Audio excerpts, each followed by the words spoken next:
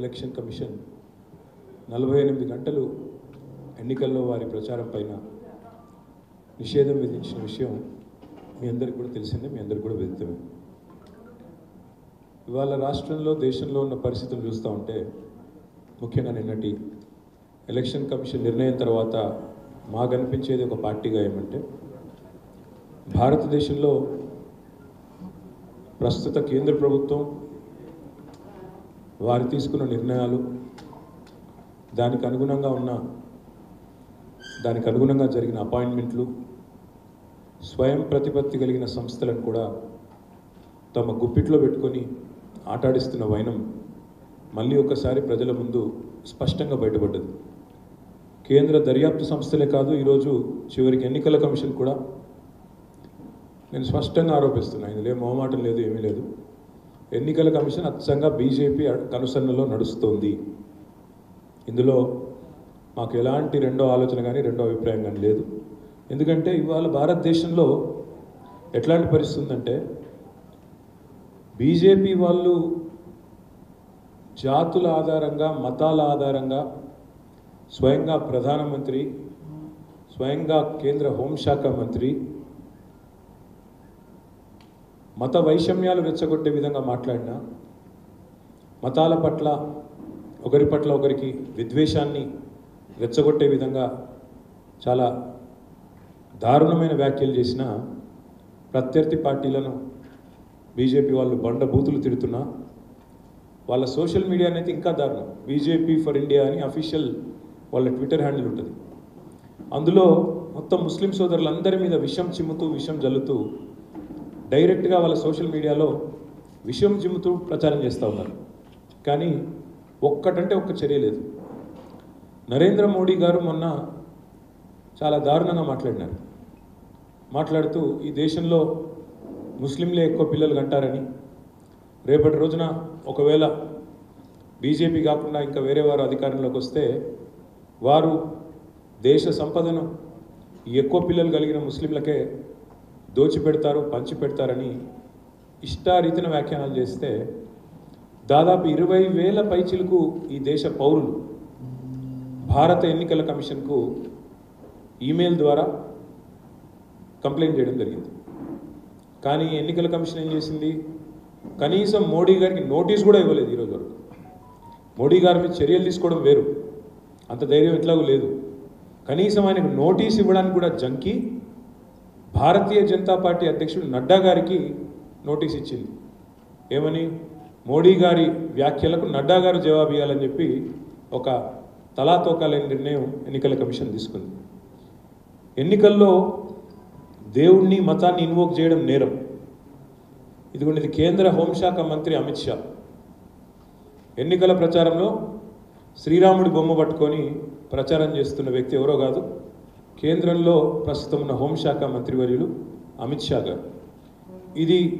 దీన్ని కూడా చాలామంది కంప్లైంట్ చేశారు. దేశంలో చాలామంది దీని విషయంలో కూడా చాలా గట్టిగా ఎన్నికల కమిషన్ ఎందుకు చర్యలు తీసుకోవట్లేదని చెప్పి నిలదీసినారు.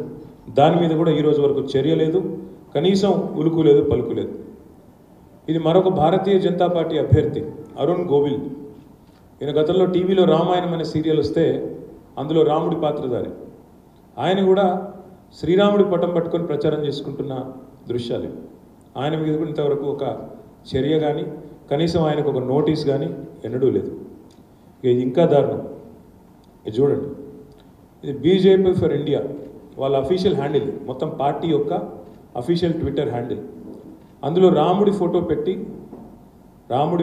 డైరెక్ట్గా ఇగో మీ యొక్క ఓటు పవర్ ఏంది అంటే ఇట్లా రాముడి నుదుటి నుంచి ఒక తేజోవంతమైన ప్రకాశవంతమైన ఒక చిహ్నం వస్తుంది, కాబట్టి ఓటు బీజేపీకి వేయాలని చెప్పి రాముడి ఫోటో పెట్టి మరి ఇవాళ ఓట్లను అడుగుతున్న బీజేపీ యొక్క అఫీషియల్ హ్యాండిల్. ఇది ఎవరిదో అనామకుడు కాదు, ఇంకోటి కాదు, బీజేపీ పార్టీ యొక్క అఫీషియల్ హ్యాండిల్. అంటే ప్రధానమంత్రి విద్వేషపూరితమైన వ్యాఖ్యలు చేసిన ఎన్నికల కమిషన్లో ఉలుకు పలుకు ఉండదు. అదేవిధంగా కేంద్ర హోంశాఖ మంత్రి స్వయంగా రాముడి ఫోటో పట్టుకుని ఓట్లు అడుక్కున్నా ఉలుకుండదు, పలుకుండదు. వాళ్ళ అభ్యర్థులు అదేవిధంగా చేసినా ఉలుకు పలుకుండదు. మత విద్వేషాలను రెచ్చగొట్టే విధంగా, హిందువులను ముస్లింలను విభజించే విధంగా పార్టీ అఫీషియల్ హ్యాండిల్ నుంచి దాడి జరిగినా ఎన్నికల కమిషన్ మేల్కోదు. కానీ అదే కేసీఆర్ గారి విషయానికి వస్తే మాత్రం ఆగమేఘాల మీద ఒక నోటీస్ ఇచ్చినారు.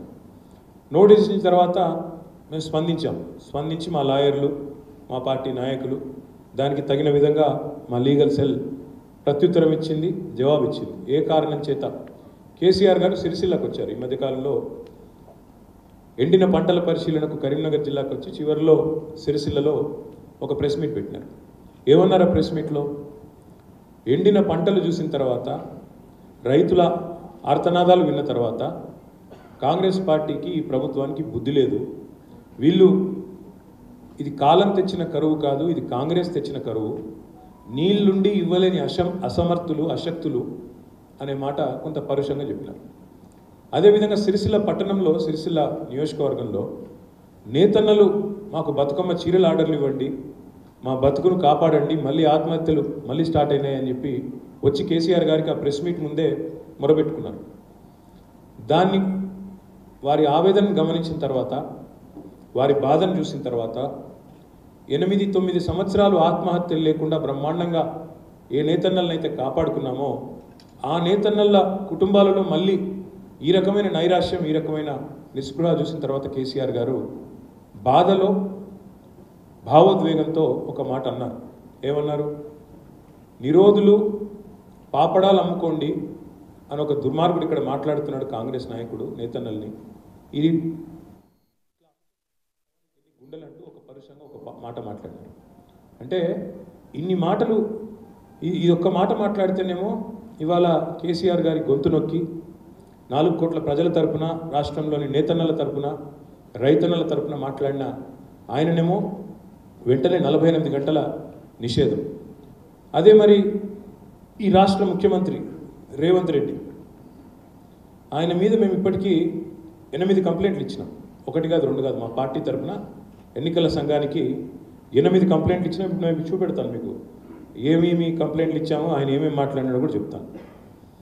10 ఏప్రిల్ నాడు రేవంత్ రెడ్డి మాట్లాడిన మాటలు చాలా చాలా దారుణంగా, తుక్కుగూడ అనే మరి సభలో మాట్లాడిన మాటలు ఒకసారి వినండి.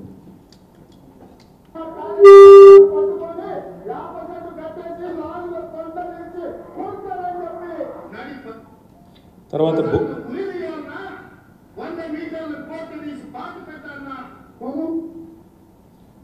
ఉరిదియాల, లాగులో తొండలు వదిలాలా, ఇంకా ఇంకా ఉన్నాయి చాలా. ప్లే చేయండి, వర్షం చేయండి.